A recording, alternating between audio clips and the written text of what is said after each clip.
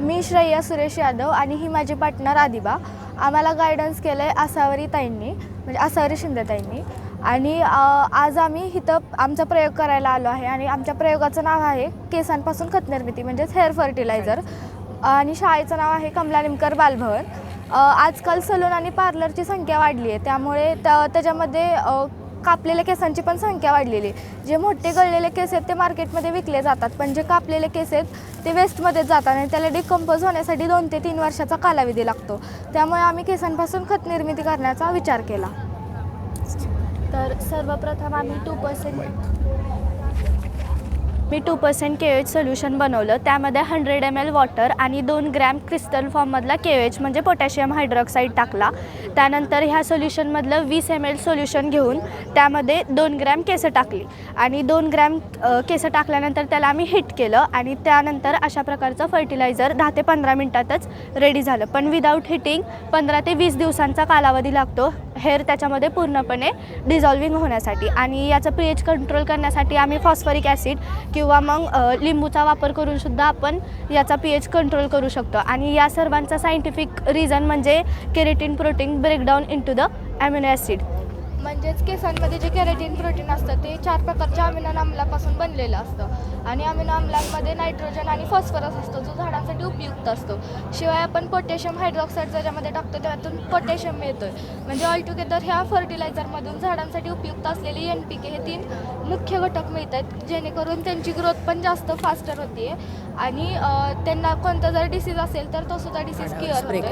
आणि आम्ही या 2 झाडांवरती प्रयोग केलेला आहे. ह्या पलीकडच्या झाडांना आम्ही खत आणि पाणी दिले आणि ह्याला फक्त पाणी दिले. तर पलीकडच्या झाडांची उंची वाढलेली दिसते आपल्याला आणि उंचीचा ग्राफ तिथे पण आम्ही ट्राय केले. तर आम्ही हा प्रयोग फक्त केसांवर ट्राय केला नाही, तर ह्युमन नेल्स, फेदर्स आणि वूल अशा अनेक प्रकारवर आम्ही हा प्रयोग केला आहे. पण इन्स्टंट म्हणून आम्हाला कोंबड्यांची पंख आणि केसांपासून इन्स्टंट खत तयार होतं आणि बाकीच्या गोष्टींना डिझॉल्विंग होण्यासाठी जास्त वेळ लागतो.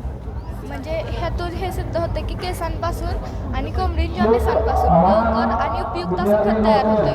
पण आता ह्युमन नेल्स आहेत ते जास्त प्रमाणात उपलब्ध होऊ शकत नाहीत, कारण आपण ती गोळा करून नाही ठेवत सहजासहजी. तर शेळीचे केस काढले जात नाहीत शक्यतो आणि जे लोकर आहे ती बाहेर दुसऱ्या उपयोगाला येतेच. शिवाय इथं त्याला जास्त वेळ लागतो, त्यामुळे इंधनाची सुद्धा वेस्ट होत आहे. त्यामुळे फक्त फिगर्स आणि केसांपासून चांगलं फर्टिलायझर तयार होत आहे. कॅरेटिन नावाचं जे प्रोटीन आहे त्या प्रोटीनमध्ये अमायनो ॲसिड आहेत असं तुम्ही म्हटलात. त्या 2 अमायनो ॲसिडमध्ये जो काही बॉन्ड आहे तो बॉन्ड ब्रेक करण्याचं काम कोणतं सोल्युशन करते KOH. KOH. ते ॲसिडिक आहे का बेसिक आहे? बेसिक आहे. आणि जो काही 2 अमायनो ॲसिड आहेत त्या 2 अमायनो ॲसिड हां किंवा जे 4 अमायनो ॲसिड आहेत त्या 4 अमायनो ॲसिडमध्ये असणारा बॉन्डचं नाव सांगता येईल? Which bond present in 2 amino acid? Covalent bond. Can you explain the specific name of that amino acid, that bond? Which bond connect 2 amino acid?